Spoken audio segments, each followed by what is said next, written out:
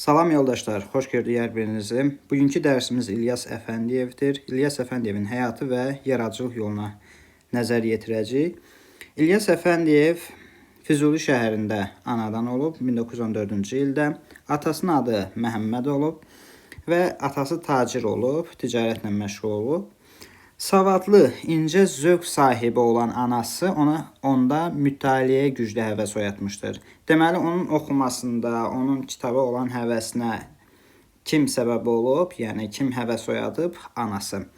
Qarabağda tanınmış nəslə mənsub olan bu ailə Azərbaycanın qırmızı ruslar tərəfindən istilasından sonra repressiyaya məruz qalmış, bütün mal mülkləri müsadirə olunmuşdur.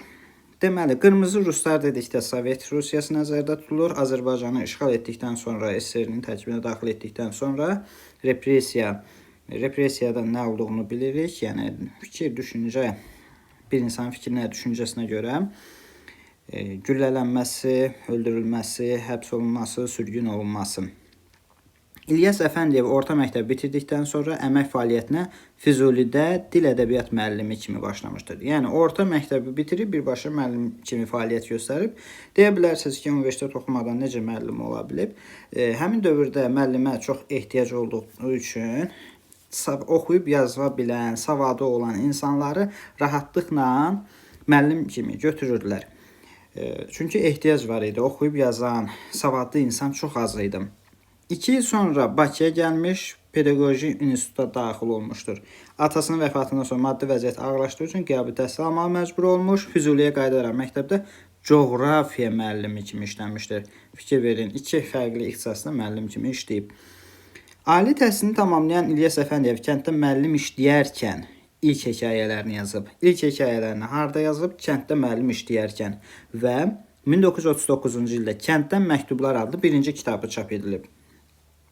İlyas Əfəndiyev Sovet dövründə yaşayıb yaradan, lakin mövcud ideologiyadan mümkün olduqca uzaqlaşıb həyatı, insanı reallıqları təsvir etməyə üstünlük verən sənətkardır. Sovetin bir ideologiyası var idi, o da Sovetə xidmət etmək idi.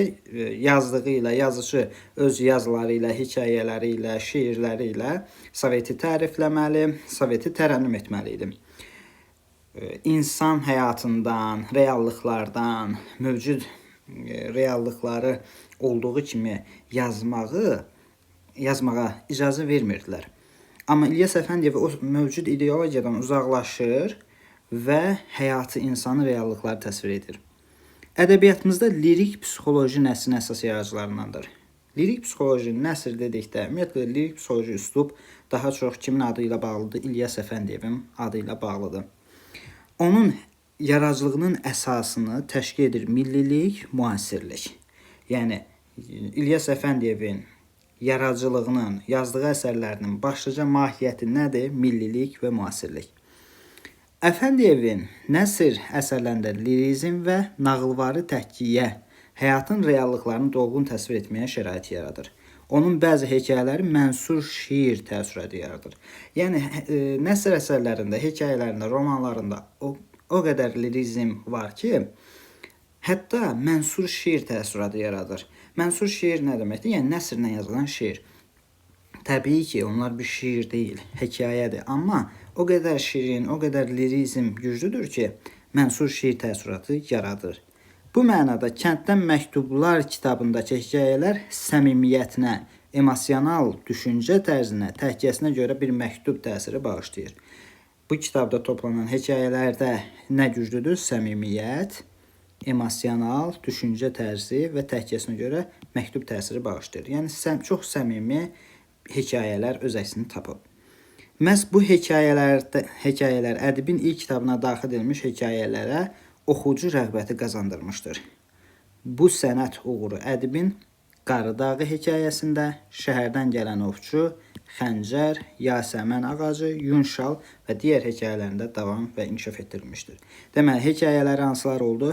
Qarı Dağı, şəhərdən gələn ovçu, Xəncər, Yasəmən ağacı, Yunşal. İlyas Əfəndiyev bəzi əsərlərində zamanı qabaqlamış və bu ədəbi mühitdə müəyyən mübahisələrə səbəb olmuşdur.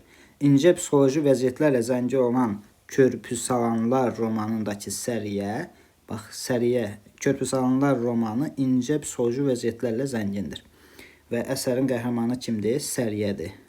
Azərbaycan ədəbiyyatının müasir qəhrəmanı təmsil edən obrazdır. Müasir bir qəhrəmandır. Səriyə Körpü Salanlar romanının qəhrəmanıdır və bu Körpü Salanlar romanında incə psixoloji vəziyyətlər zəngindir. Gerçəklik və macəra, adilikdə dərinlik, müasirlik duyğusu, cəmiyyəti düşüncə mənəvi problemlərin bədii əksi Sarı Köynəklə Valehin nağılı romanının ruhunu, aparıcı xəttini təşkil edir. Əsərin adında Sarı Köynəklə Valehin nağılı, yəni nağıl sözü olmasına diqqət yetirin. Yəni bu çaşıb buna nağıl deməyin. Bu əsərin janrı nədir? Romandır. Bu nağıl hissəsi adına daxildir. Deməli, Sarı Köynəklə Valehin nağılı romanında gerçəklik və macəra, adilikdə dərinlik, müasirlik duyğusu, cəmiyyəti düşündürən mənəvi problemlər öz bədii əksini tapıb. Əsərin qəhrəmanları tikintidə çalışsalar da, yazıcı istehsalat prosesini yox, uşaq evində böyümüş Valehin, Sarı Köynəyin və digər qəhrəmanların taleyini, xarakterini, ədalət duyğusunu, mənəvi mövqeyini əks etdirməyə üstünlük vermişdir. Yəni yazıcının buradakı məqsədi, ideyası istehsalat prosesini göstərmək olmayıb. Yazıcının məqsədi Valehin və Sarı Köynəyin, onun timsalında digər qəhrəmanların taleyini, xarakterini, ədalət duyğusunu, mənəvi mövqeyini əks etdirmək olub. Xalq yazıcısı İlyas Əfəndiyevin, bax İlyas Əfəndiyev də xalq yazıcısıdır və ilk xalq yazıcısı kim idi? Səməd Vurğun. Yaradıcılığının müxtəlif dövrlərinin məhsulu olan Söyüdlü Arx, Geriyə Baxma Qoca, Üç Atlan. Bunlar da romanlardır.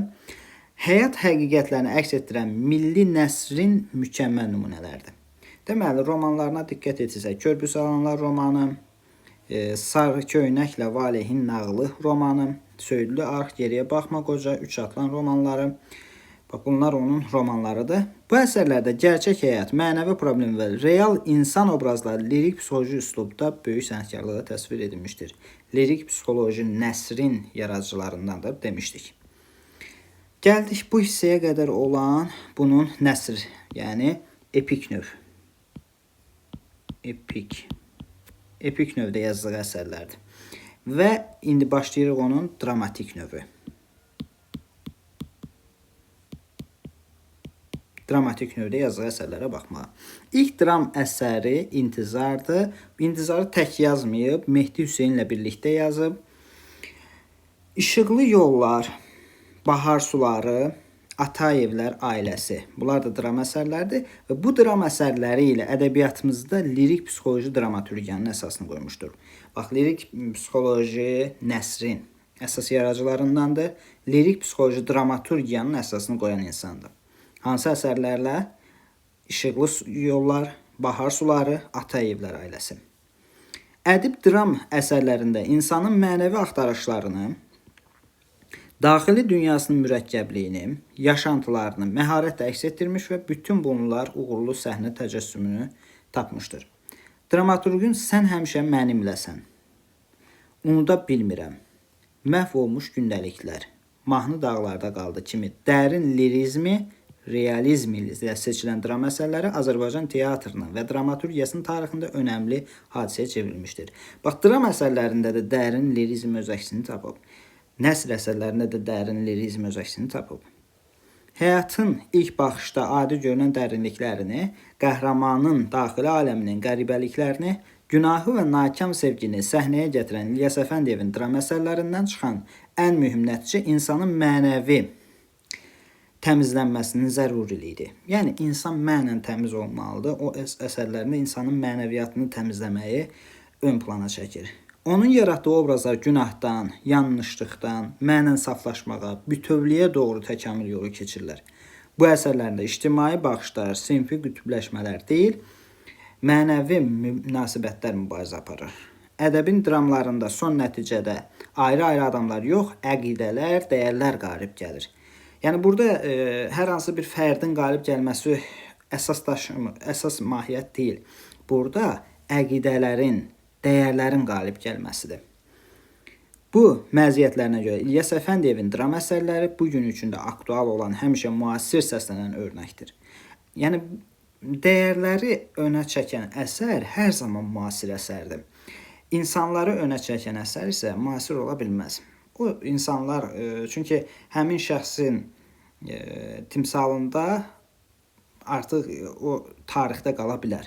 Amma dəyərlər, məsələn, vətən anlayışı, vətənpərvərlik olsun, böyüyə hörmət olsun və başqa dəyərlər. Bunlar hər zaman aktualdır, ona görə hər zaman müasir səslənir.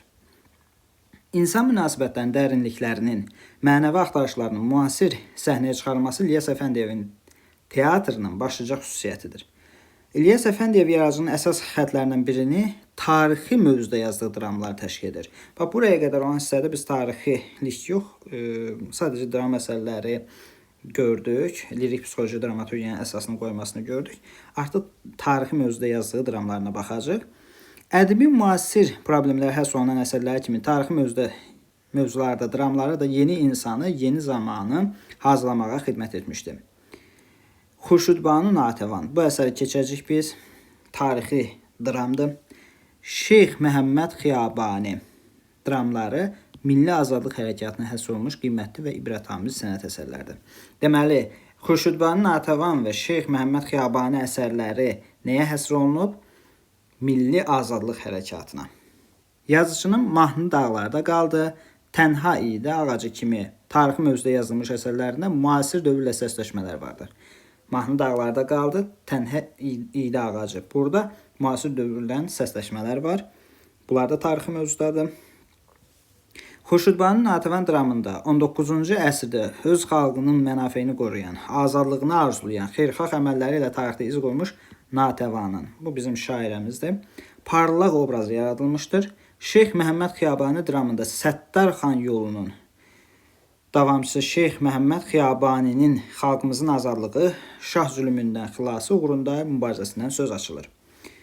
Səttar xan haqqında da bir əsər biz ədəbiyyatda keçmişik. Sabirin Səttar xana şeiri. Amma bu Səttar xan haqqında deyil, bu Şeyx Məhəmməd Xiyabani haqqındadır.